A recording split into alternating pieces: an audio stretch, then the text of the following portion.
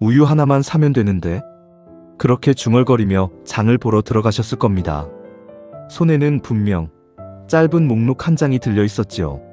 그런데 40분 뒤 계산대 앞에 선 당신의 수레에는 목록에 없던 물건들이 수북이 쌓여 있습니다. 먹어본 적 없는 수입과자, 굳이 필요 없던 두 번째 세제, 그리고 하나 더 주는 거라 안 사면 손해라던 그 음료수까지. 식당에서도 비슷합니다.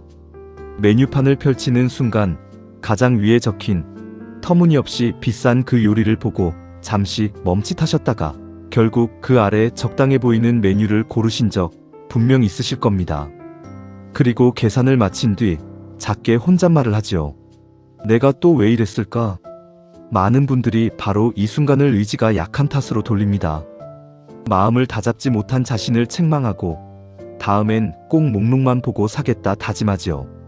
그러나 오늘 제가 조심스럽게 전해드리려는 이야기는 그 방향과는 사뭇 다릅니다. 당신이 계산대 앞에서 느낀 그 당혹감은 사실 당신의 게으름이나 충동 때문이 아닐 가능성이 큽니다. 그것은 오히려 당신의 뇌 안에서 이건 살 가치가 있다를 가늠하는 작은 저울, 말하자면 뇌 속 가치 판단 장치가 누군가 아주 치밀하게 설계해 둔 공간 안에서 조용히 길을 잃었다는 신호에 더 가깝습니다. 그리고 더 서늘한 사실은 그 설계가 당신의 눈에는 결코 보이지 않도록 만들어졌다는 점입니다. 보이지 않는 것은 의심할 수조차 없으니까요. 여기서 한 가지 숫자를 떠올려 보시기 바랍니다. 우리는 대개 무엇을 살지는 집에서 이미 정하고 간다고 믿습니다. 손에 쥔 그 목록이 바로 그 증거이지요. 그런데 매장 안에서 수천 명의 시선, 움직임과 뇌 반응까지 함께 측정한 한 대규모 쇼핑 행동 연구에서는 우리의 구매 결정 가운데 4분의 3이 넘는 무려 76%가 집이 아니라 매장 안에서 이루어진다고 이야기됩니다. 집에서 정하고 왔다고 믿는 그 결정의 대부분이 실은 매대 사이를 걷는단 몇 분 사이에 새로 만들어진다는 뜻입니다.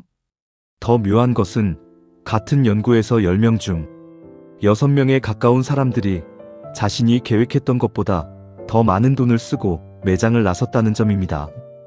분명 아낄 생각으로 들어갔는데 말이죠. 자, 그렇다면 풀리지 않는 질문 하나가 남습니다. 분명히 내 손으로 골라 수레에 담았는데 그것이 온전히 내 의지로 고른 것이 아니라면 그 결정은 대체 누가 내린 것일까요? 오늘 우리는 진열대의 단 몇 센티미터, 가격표 맨 끝에 붙은 작은 숫자 하나, 그리고 당신의 발이 무심코 따라 걷는 그 동선이 어떻게 당신의 지갑을 스스로 열게 만드는지, 그 보이지 않는 손의 정체를 하나씩 차분히 풀어보려 합니다. 그 첫 번째 실마리는 우리가 무언가의 값어치를 매길 때 생각보다 훨씬 허술한 기준에 기댄다는 사실에 있습니다. 1974년 훗날 심리학자로서는 보기 드물게 노벨 경제학상을 받게 되는 데니얼 카너먼과 그의 오랜 동료 아모스 트버스키가 아주 기묘한 실험을 하나 선보였습니다. 두 사람은 사람들 앞에서 0부터 100까지 숫자가 적힌 행운의 수레바퀴를 돌렸습니다. 그런데 이 바퀴에는 비밀이 있었죠. 오직 10 아니면 65에서만 멈추도록 미리 손을 봐둔 것이었습니다. 바퀴가 멈추면 연구진은 전혀 상관없어 보이는 질문을 던졌습니다.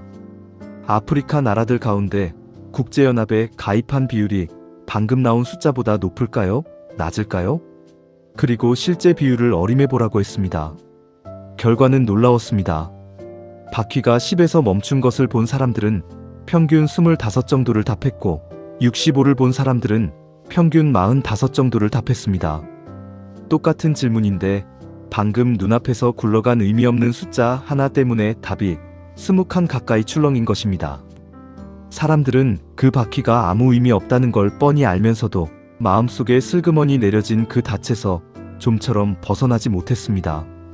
심리학에서는 이것을 기준점 효과, 쉽게 말해 마음속에 닻을 내리는 현상이라고 이야기합니다. 자, 이제 식당의 메뉴판을 떠올려 보십시오. 맨 위에 적힌 도저히 시킬 엄두가 나지 않는 그 비싼 요리. 우리는 흔히 누가 저걸 시키나 하며 무심히 넘깁니다. 그러나 그 비싼 요리는 팔리기 위해 거기 있는 것이 아닙니다. 그것은 당신의 마음속에 닻을 내리기 위해 놓인 숫자입니다. 그 가격을 한번 보고 난 뒤 바로 아래 메뉴를 보면 갑자기 이 정도면 합리적이지 하는 마음이 들지요. 처음부터 그 메뉴만 있었다면 비싸다고 느꼈을 가격인데도 말입니다. 마트에서 정상가 39,000원, 오늘만 19,900원이라 적힌 가격표가 그토록 강력한 이유도 여기에 있습니다. 우리가 진짜로 비교하는 것은 그 물건의 실제 가치가 아니라 바로 옆에 놓인 더 큰 숫자이기 때문입니다. 기준점이 가격의 함정이라면 그 다음 함정은 선택의 함정입니다. 행동경제학자 된 에리얼 리는 한 유명 시사 잡지의 구독 정책에서 묘한 점을 발견하고 100명의 학생을 상대로 실험을 했습니다. 그는 3가지 선택지를 내밀었습니다.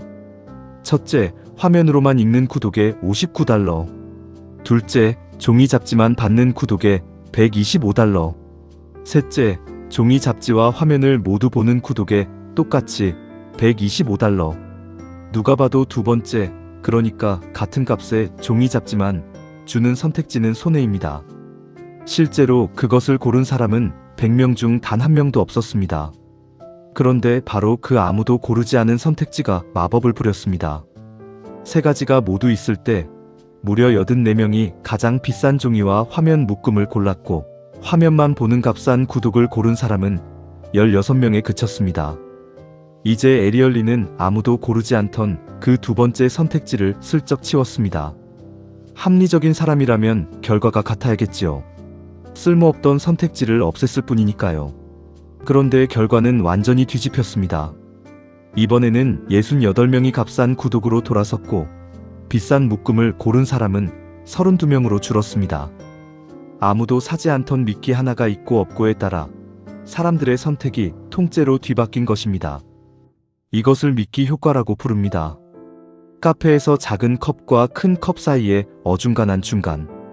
컵을 끼워두는 이유도 마트에서 굳이 사지 않을 법한 대용량을 비싸게 진열해 두는 이유도 모두 같습니다. 그 미끼는 팔리려고 있는 게 아니라 당신이 바로 옆 것을 합리적인 선택이라 믿게 만들려고 거기 서 있는 것입니다. 여기까지 들으시면 이런 생각이 드실 수 있습니다. 그래도 나는 가격표를 꼼꼼히 보는 사람인데. 그렇다면 이제부터가 진짜입니다. 함정은 우리가 가장 믿어 의심치 않는 그 숫자를 읽는 능력 자체를 파고들기 때문입니다. 2003년 시카고 대학의 에릭 앤더슨과 매사추세츠 공과대학의 덩컨 사이메스터 두 연구자가 한 우편 판매 회사와 손잡고 실제 매출로 실험을 했습니다. 똑같은 옷을 두고 가격표만 바꿔단 것이죠.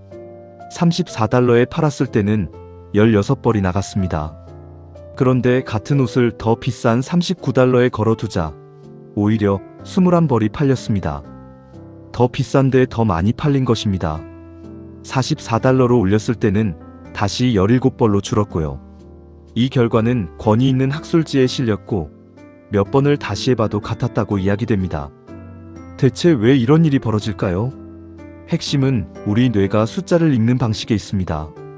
우리는 글을 왼쪽에서 오른쪽으로 읽습니다. 그래서 뇌는 가격을 끝까지 또박또박 계산하기보다 맨 앞자리 숫자를 먼저 낚아채 대략 얼마짜리인지를 순식간에 어림합니다. 19,900원을 보면 머리로는 2만원에 가깝다는 걸 알면서도 마음은 만원대구나 하고 받아들이는 것입니다. 단돈 100원 차이가 한 단위를 통째로 깎아내리는 착시를 만들어냅니다. 우리 주변의 그 수많은 구로 끝나는 가격표들은 결코 우연이 아닙니다. 그것은 당신의 뇌가 맨 앞자리만 보고 서둘러 판단한다는 약점을 오랜 세월에 걸쳐 정교하게 파고든 흔적입니다. 가격이 이렇게 눈을 속인다면 그 가격표를 어디에 두느냐는 또 다른 무기가 됩니다. 매장이라는 공간을 오랫동안 연구해온 사람 가운데 파코 언더힐이라는 분이 있습니다. 그는 수많은 매장에서 손님들이 실제로 어디에 눈길을 주고 어떤 길로 걷는지를 끈질기게 관찰했습니다. 그가 전하는 이야기들은 우리가 무심코 지나친 매장의 거의 모든 것이 사실은 정교하게 계산된 무대 장치였음을 보여줍니다. 가장 잘 팔고 싶은, 그래서 이윤이 많이 남는 물건은 어른의 눈높이에 둡니다. 손을 뻗기도 눈에 담기도 가장 편한 자리이지요. 정작 우리가 꼭 사야 할 값싼 생필품은 허리를 굽히거나 발끝을 들어야 닿는 맨 아래나 맨 위 칸에 숨어 있곤 합니다. 아이들이 좋아하는 달콤한 과자들이 유난히 낮은 칸, 그러니까 아이의 눈높이에 놓여 있는 것도 결코 우연이 아닙니다. 그뿐만이 아닙니다. 우유나 달걀처럼 거의 모든 사람이 사러 오는 물건은 대개 매장 가장 안쪽 깊숙이 자리합니다. 그 하나를 집으러 가는 동안 우리는 사려고 하지도 않았던 수많은 물건들 사이를 천천히 통과해야만 하지요. 입구에 들어서자마자 펼쳐지는 화려하고 향긋한 진열대는 바쁜 마음으로 들어온 당신의 걸음을 잠시 늦추고 경계를 풀게 만드는 완충지대입니다. 이 모든 동선과 높이와 향기가 당신이 나는 그냥 장을 보고 있을 뿐이라고 느끼는 바로 그 순간에도 조용히 작동하고 있는 것입니다. 그렇다면 마지막 질문이 남습니다. 이 모든 속임수는 결국 우리 머릿속 어디에서 결판이 나는 걸까요? 2006년 세계적인 학술지 네이처의 한 편의 연구가 실렸습니다. 카밀로 파도아스키오파와 존 어사드 두 신경과학자는 원숭이가 여러 종류의 음료 가운데 하나를 고르는 순간 뇌의 한 영역에 있는 신경세포들이 그 선택지의 값어치에 정확히 비례해 반응한다는 사실을 밝혀냈습니다. 이마 안쪽, 눈바로 위에 자리한 이 영역은 말하자면 우리 뇌가 모든 것에 가치를 매기는 작은 저울과도 같습니다. 무엇이 더 좋은지, 그래서 얼마를 치를 만한지를 순간순간 가늠하는 셈판인 셈이지요. 문제는 이 저울이 우리 생각만큼 단단하지도 객관적이지도 않다는 데 있습니다. 이 저울은 주변 상황에 따라 끊임없이 흔들립니다. 옆에 어떤 숫자가 놓였는지, 어떤 미끼가 곁에 서 있는지, 가격표가 어떤 모양인지에 따라 같은 물건의 값어치를 다르게 매겨버립니다. 다시 말해 마트가 설계해둔 그 모든 장치들은 결국 이 작은 저울의 눈금을 슬그머니 비틀기 위한 것입니다. 조금 더 무거운 이야기를 덧붙이자면 사람의 뇌에서 바로 이 부위가 손상되면 충동 구매나 조절이 어려운 소비 같은 선택의 고장이 나타날 수 있다고도 이야기됩니다. 그만큼 이 영역은 우리의 절제와 분별을 떠받치는 기둥입니다. 이제 분명해집니다. 당신이 계산대 앞에서 느낀 그 후회는 의지가 약해서가 아니었습니다. 당신의 뇌가 가진 지극히 정상적인 셈법을 누군가가 그 작동 원리까지 속속들이 파악하고서 정교하게 겨냥했기 때문입니다. 당신은 고장 난 것이 아니라 설계된 함정 위를 정확히 설계된 대로 걸었을 뿐입니다. 이 사실을 깨닫는 순간 묘하게도 마음 한구석이 가벼워집니다. 지금까지 우리는 새는 돈 앞에서 늘 자신을 탓해왔습니다. 나는 왜 이렇게 의지가 약할까? 나이값도 못하고 또 충동을 부렸구나 하고 말이지요. 그러나 진실은 당신의 의지가 유독 약한 것이 아니라는 데 있습니다. 세계 최고의 두뇌들이 수십 년에 걸쳐 밝혀낸 뇌의 약점을 거대한 산업이 매장의 모든 구석에 촘촘히 심어둔 것입니다. 그 잘 짜인 무대 위에서 단 한 번도 흔들리지 않는 사람은 거의 없습니다.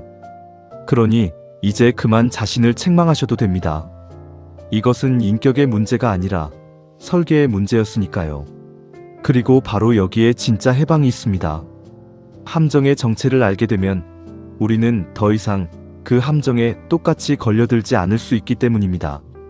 앞서 살펴본 속임수들에는 한 가지 공통점이 있었습니다. 모두가 우리의 빠르고 자동적인 판단을 노린다는 점입니다. 맨 앞자리만 보고 옆 숫자에 휘둘리고 눈높이에 걸린 것을 무심코 집어드는 그 짧은 순간을 파고듭니다. 그렇다면 우리의 방어법도 분명해집니다. 그 빠른 판단 사이에 아주 잠깐 멈춤을 끼워 넣는 것입니다. 오늘 밤 다음번 장보기를 위한 작은 실험 몇 가지를 마음에 담아 두시기 바랍니다. 첫째, 가격표에 큰 숫자가 아니라 그 아래 작게 적힌 단위당 가격을 보는 습관입니다.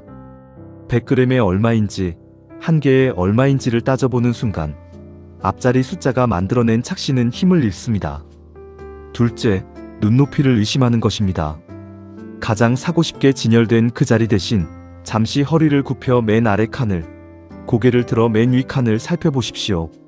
정말 필요한 물건은 종종 그 불편한 자리에서 당신을 조용히 기다리고 있습니다. 셋째엔 미끼를 걷어내고 보는 연습입니다. 여러 선택지 앞에서 망설여질 때 만약 이 비싼 게 애초에 없었다면 나는 그래도 이걸 골랐을까? 하고 스스로에게 물어보십시오. 그 한 번의 물음이 옆에 세워진 허수아비 선택지의 마법을 풀어줍니다. 넷째, 가장 강력한 방법입니다.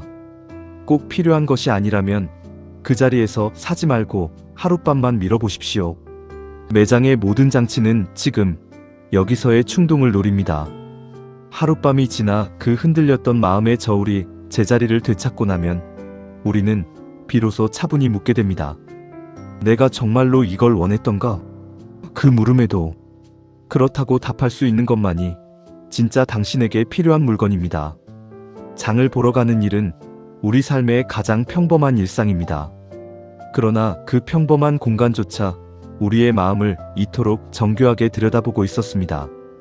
다음번에 계산대 앞에 섰을 때 부디 그 익숙한 한숨 대신 작은 미소를 지으시길 바랍니다. 내가 또 왜 이랬을까가 아니라 이번엔 그 설계를 내가 다 알고 있다는 여유로운 마음으로 말이지요. 진짜 풍요로움이란 더 많이 사는 데 있는 것이 아니라 무엇이 정말 내게 필요한지를 스스로 분별해내는 그 차분한 힘에 있는 것이 아닐까요? 오늘 이 시간이 당신의 지갑과 마음을 함께 지키는 작은 등불이 되었기를 바랍니다.